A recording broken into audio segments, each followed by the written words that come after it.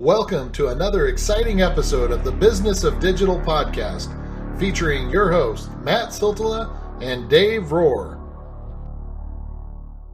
Hey guys, excited to be with you on another Business of Digital podcast episode.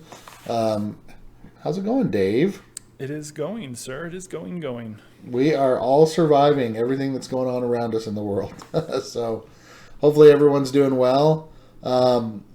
Because of stuff that's going on in the world, it's kind of given us a good idea for it's not just the stuff that's going on around the world. It's kind of a good idea to be practicing like some of the stuff that we're going to be talking about, like common sense all the time. But why UX and UI matter, Dave? That's what... I still confuse the two. You couldn't... I don't know why. I just always confuse them. I even found a chart that that we'll include from WordStream that breaks them apart. And I'm like, yeah, they're the same to me. I know someone's going to yell at me, but I'm like, yeah. Well, it comes from, in the simplest form, we use some of these, and I'll just share this example to kind of kick things off, and you can share some of the ones that you did. But even something as simple as like if you're on social media and in this COVID-19 thing that we're dealing with, and restaurants and places trying to stay in business and doing everything that they can to stay afloat and keep people safe.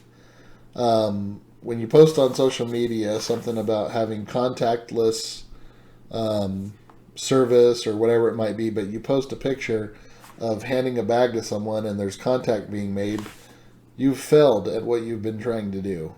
And again, I know that you're doing your best, but that's the kind of stuff that we want you to think about. If there's, and I've seen people do it right. They have pictures of the door with the bag down, the driver 8 feet back. Know why? Because I'm using stock photography. Don't do it. Well, yeah. We talked about that before. Don't use it. Don't exactly. Well, my take on that already. But yeah, so the point is, you're going to get these, just like think about that kind of stuff. Like, anyway, it's just, it makes me laugh. And I know that you have several other examples of stuff that you could talk about, Dave, but that's just one that I wanted to use to kick off, because it's like, this is very important right now in this day and age. And that's what worries people. They're worried about getting this virus, and you got to do everything that you can to make people feel safe and come and keep visiting you. And that is not how you do it. So, well, I can give you two examples along those lines, one good one and one bad one from locations here in Chicago. Okay. Off Color, I think it was at the Off Color Brewery. I think it was at the Mousetrap, their tap room.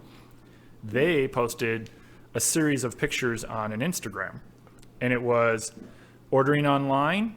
We do delivery, but if you're coming in to pick it up, here's how it works. And they showed a picture of the front, and then they showed a picture of like the tables, like where you walk in, and then they showed a table of where you would pick up the beer and stuff. And like they documented easily how they're going to do their contactless pickup. And then they described it in the Facebook post and Instagram or whatever it was, like what the steps are and what to do. Like, we're not taking cash. You have to order online. If you haven't ordered already, too bad. Another side of that, I saw someone post a picture of them trying to pick up food from a restaurant, stated that they waited an extra 45 minutes to get their food because it was supposed to be contactless. It was completely disorganized.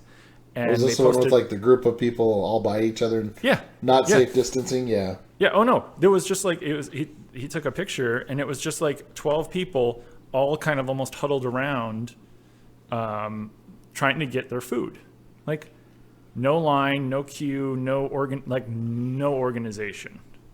Yeah. And I think that's what we're kind of talking about. It's, do you think these things through? We're not even talking about, are you communicating them?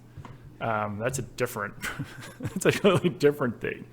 But this idea of why UX and UI matter stemmed from me spending much of a day recently trying to understand how the hell to use all these different systems that my son has for e-learning. Oh yeah, you become a teacher all of a sudden. Yeah, well, yeah. Suddenly, I'm in, like not only a teacher, but Homeschooler. I'm a teacher. I'm an educator slash project manager slash daycare slash babysitter slash Entertainer. parent. While I'm trying to get work done, but then I'm also trying to figure out like Google Classroom and like all these different systems. And I know the teachers and everyone is as well. And over the last couple of days, things have gotten, they've gotten better.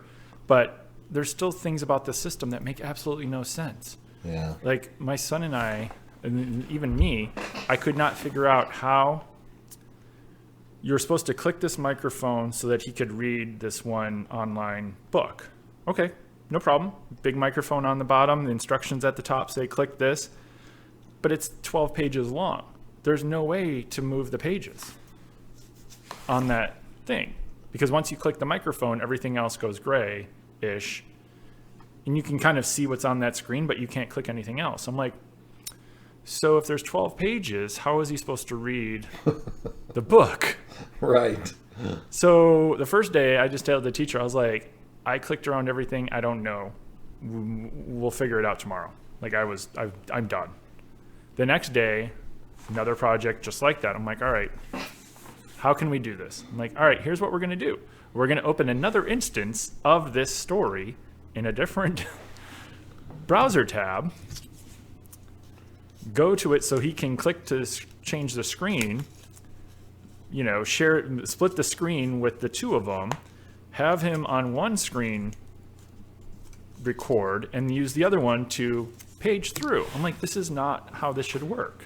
Well, Like, has anyone, and this is really the ultimate question, has anyone that works there tried to do this? yeah. No. It's like, Well, here's something that I thought about, Dave, and we probably just deal with it so much that it's second nature to us. But since we've been going through this, we've probably been looking at online menus a little bit more.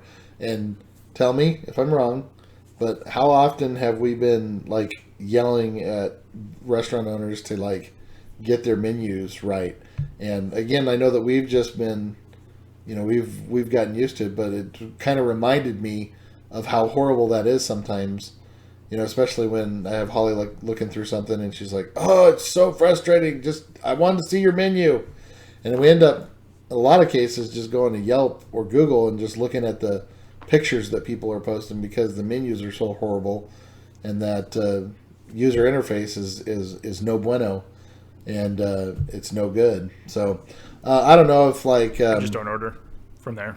Is that what you do? Yeah, I just don't order. It's too much work. But you know what I mean? Like, that's something that, like, we usually just learn to deal with it just because we've talked about stuff like that. But you know what I mean? Like, it's something now that it's important. It could kill business. And so, like, you heard it from here first, guys. Dave, he's just not going to order from you. And there's a lot of people that are like that. He's just not going to order from you. There's a lot of other local businesses where I can actually get to their menu. I'm going to order from there. There you go.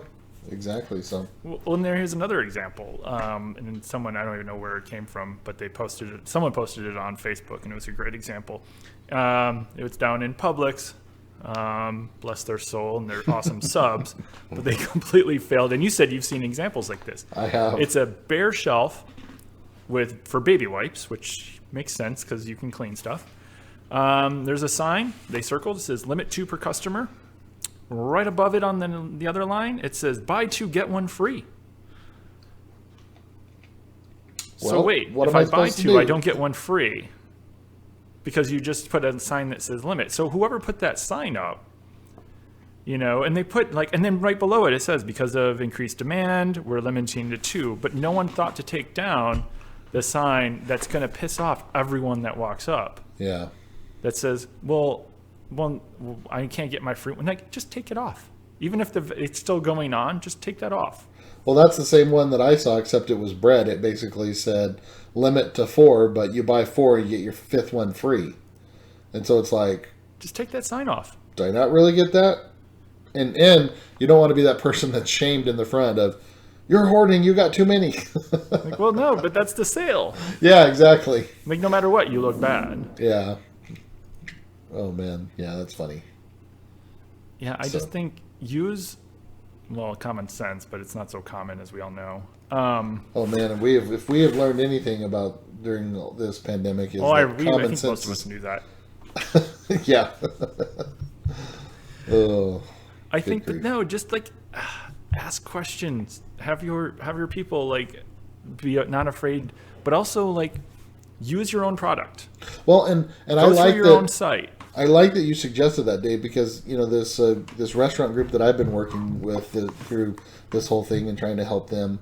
That's exactly what she's done. Like before something happens, she'll reach out to me and she'll be like, "Hey, do you think it would scare people if we wore these masks?" Or, my husband, who's the chef, that's not in front of people, he thinks that it's going to scare people. Okay, well, he clearly is not on social media. He clearly doesn't know what's been going on, and absolutely, yes, you should wear them. They're going to make people, feel safer.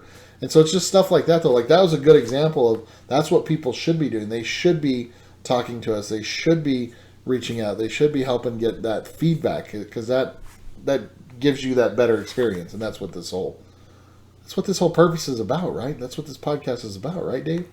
Well, I like for the e-learning, for me, it's just more of, have they ever done like UI testing with like children where parents said, okay, here, how old can a kid be that they can, one, read and understand the directions and do it? Like, is it that intuitive? No. Like, Yeah. I couldn't figure out how to do it. And Certainly like, a kindergartner's not going to figure out how to do it then. yeah, I'm like, if I can find all sorts of stuff in Google and, write code and do like all this stuff, and I have no flipping idea how to do the most basic thing in your little system, how is a 5-year-old or a 6 or 7 or 3-year-old going to do it? Yeah.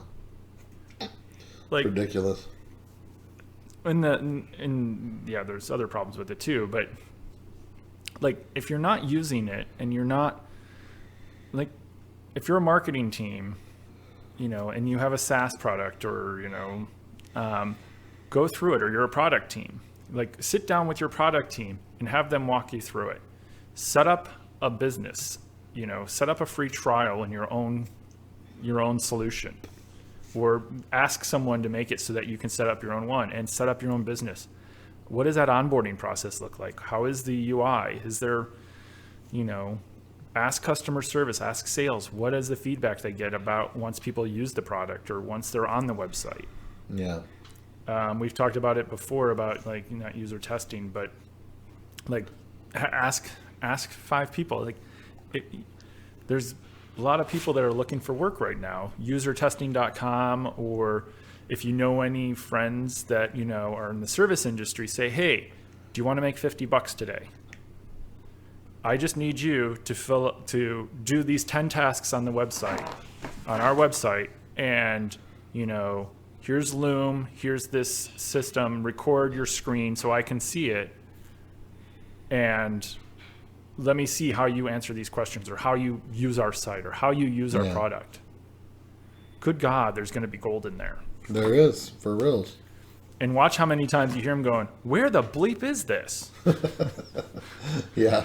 And when all 10 people basically say, where the bleep is this, or how the bleep do I do this, and these are 10 people, and you're like, okay, well then now think about how many hundreds or thousands of people that use your website. How many of them run into that problem? Well, you could pay attention to stuff too. Like, for example, we were paying attention to, there's a lot of people that kept asking, where's the menu? Even though we clearly have a menu on the website, it wasn't clear enough because, we were paying attention to one of the most commonly asked questions, where's the menu on the site?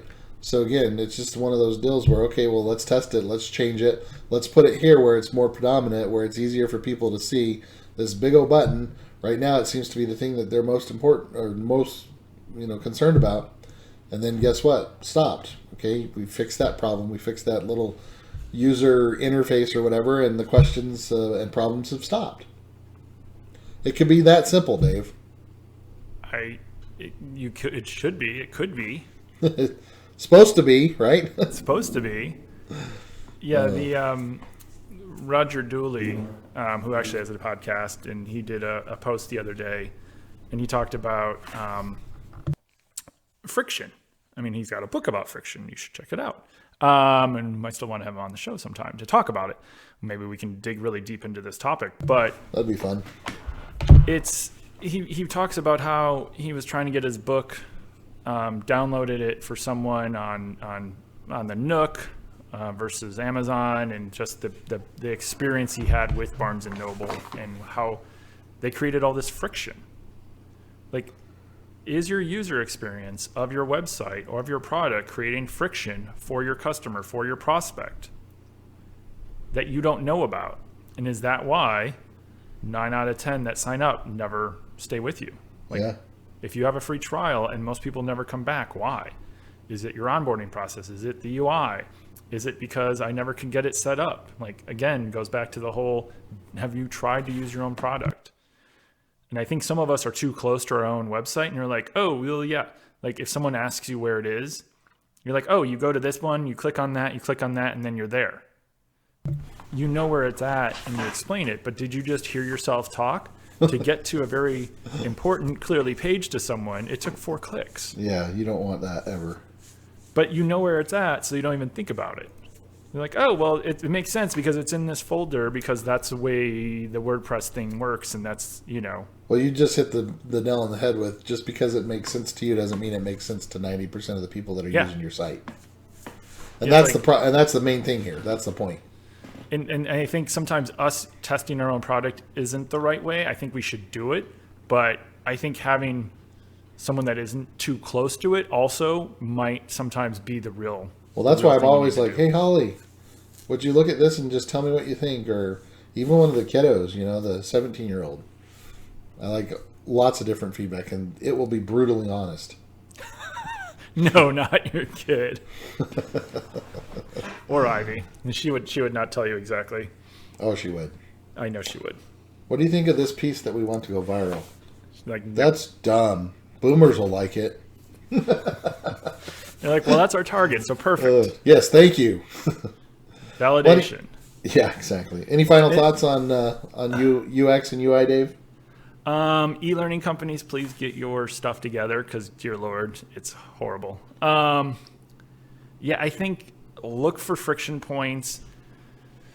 Force yourself to look for friction points in your onboarding, in your product, in your website, in your store. Right now, like Matt talked about it, if you have never been delivery, like, what are your processes look like? Do you have any? Are you communicating them? But yeah, does your team know? You may have it, but do your team know? Yeah. Corporate, we talked about it. It's a great idea. Have we implemented it? No.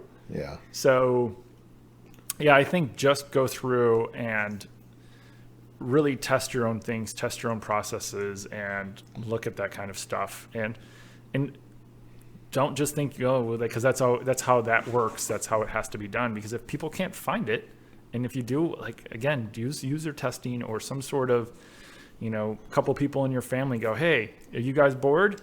Hey, any of your retired family go, hey, you sitting at the computer today? Here, can you guys go and try to find this product on this site? Try to find this thing. Figure out a page that doesn't exist and have them, or a product that doesn't exist, and try to find it and see what they do. I know I'm evil, but say, hey, just spend 10 minutes. Let me know if you find this product and how you do it. And, go to this Loom or go to this thing and watch them flail. Perfect. Like, do they go and search for it? So I'd be curious. Very good. All right. Well, thanks, guys, for joining us. Just want to give everybody a reminder. We are on iTunes, Spotify, Google Play, YouTube, Pocket Cast, Overcast, Player FM. We are pretty much everywhere that you can think of. And so pick one of those. More than that. Yeah. Much more than that. But pick one of those big ones and give us a 5-star review if you feel that we have provided you with value. So thanks, guys. We appreciate you listening. As always, Dave Rohr with Northside Metrics. I'm Matt Siltel with Avalanche Media. And we look forward to having you guys on another one of these podcasts. Thanks, all. Thanks, all.